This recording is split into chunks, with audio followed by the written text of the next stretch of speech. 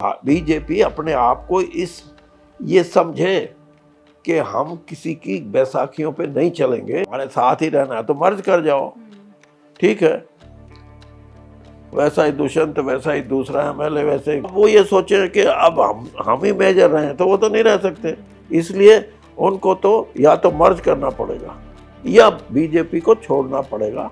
तीसरा ऑप्शन नहीं है उनके पास कोई भी। मुझे भी अगर ये फैसला करना पड़े तो मैं ये कहूँगा मैं अकेला चुनाव लड़ूंगा, मुझे जेजेपी की कोई जरूरत नहीं। में आप गए, दुष्यंत चौटाला को लेकर आपने बयान दिए।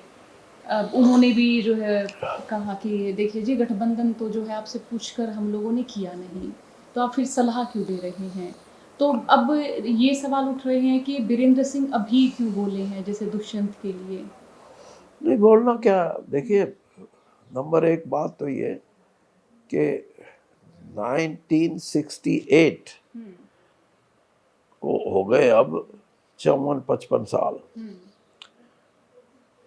इतने सालों से राजनीति सफर में मेरे पिताजी भी एमएलए रहे, मैं 5 बार वहाँ विधायक रहा, मेरी धर्मपत्नी विधायक रही, और हम ये कह रहे हैं कि ये जो गठबंधन है ये इसलिए किया गया था कि भारतीय जनता पार्टी को स्पष्ट बहुमत नहीं मिला, लेकिन सिंगल लार्जेस्ट पार्टी थी। उसका ये भी फर्ज बनता था कि वो 40 सीटें लेके आई है तो राज बनाए, जो राज चल सके, जिसमें स्टेबिलिटी हो। तो हम ये कह रहे हैं कि ये 5 साल का गठबंधन है। भारतीय जनता पार्टी 10 साल हो जाएंगे राज करते, अब वो पार्टी नहीं है जिसमें 2, 4, 6, 10 एमएलए होते थे। अब इस पार्टी का जन आधार बड़ा है, और कोई भी पार्टी जिसका जन आधार इतना बड़ा हो वो कभी किसी की बैसाखी लेके नहीं चलता, अपने आप चुनाव लड़ते हैं वो। और आज वो इस कैपेसिटी में है कि वो सिंगल हैंडेड चुनाव लड़ें।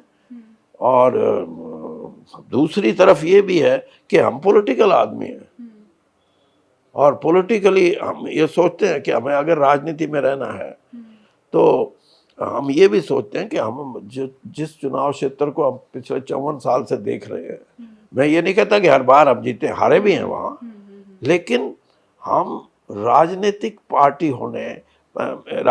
पार्टी में राजनीति को समझते हुए हम ये कह रहे हैं कि बीजेपी अपने आप को ये समझे कि हम किसी की बैसाखियों पे नहीं चलेंगे, हम खुद। या मैं ये भी कहता हूँ, मैंने कहा है पार्टी को, मैंने कहा ये इतनी बड़ी जो आपने एक अलायंस किया है, या तो इसको कहो कि भाई तुम अगर हमारे साथ ही रहना है तो मर्ज कर जाओ, ठीक है। वैसा ही दुष्यंत, वैसा ही दूसरा एमएलए, वैसे वो कहते भी रहे कई पीढ़ी तो हमारी साथ में, ये चौथी पीढ़ी होगी तकरीबन कि हम तो साथ में रहे हैं आपके। अरे वो हाँ बीजेपी के, लेकिन वो मेजर पार्टनर थे, BJP was a junior partner. अब बीजेपी राज करती है देश पे भी और हरियाणा पे भी।